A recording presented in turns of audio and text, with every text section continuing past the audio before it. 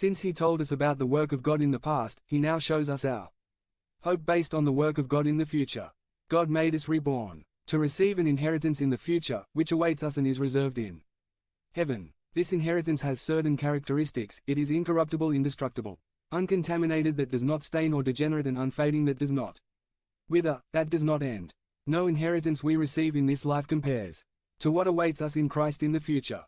Peter describes it as things that angels themselves long to behold. You imagine, nothing we can receive in this age compares to what surely awaits those who are in Christ.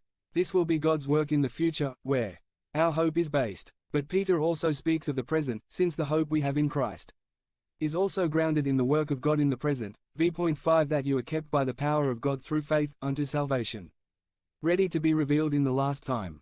God not only did his work in the past, or he will do it in the future. God is very involved in the present. Verse 5 tells us that those who are in Christ, those who are in a growing relationship with him, are being cared for, kept, protected, by nothing less and nothing more than by the power of God to achieve the results and promise of the gracious work of Christ in the past, that is, the glorious inheritance awaiting the children of God. In the present, God is involved with you and me in an intense way. Determined and constant. God does not go on vacation or sleep, or his power is so limited that he cannot avoid your afflictions.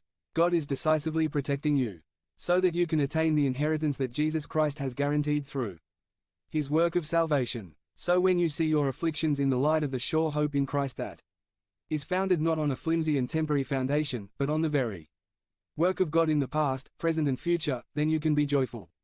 Because what you are going through, it is not outside of God's plan, it did not get out of God's control, it does not happen because God slept or was careless, but your life is in his hands and you can trust in this God who has shown you his love in the past, who reserves for you and me great wonders in the future. And 882.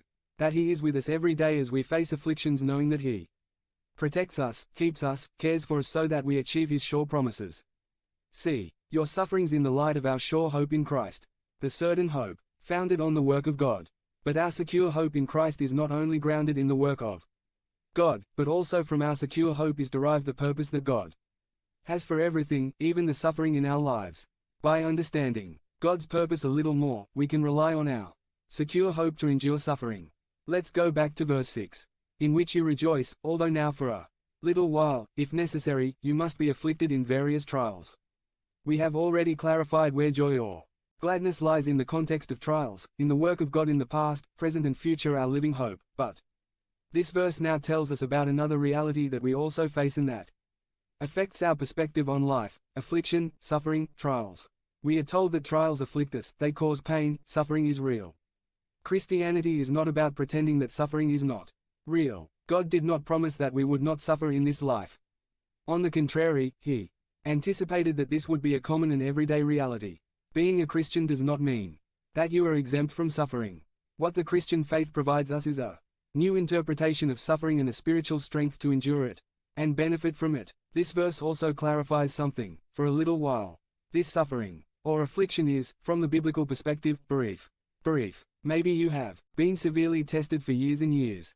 But Peter says, the time of affliction is brief. Time is little, or time is brief, when you compare it with eternity, when you compare it with the incorruptible, undefiled, and unfading inheritance. When you see your afflictions in the light of the eternity promised to the children of God, these 80 years of our lives are a sigh, a brief respite, a blink of an eye. This pain, affliction, real suffering, is not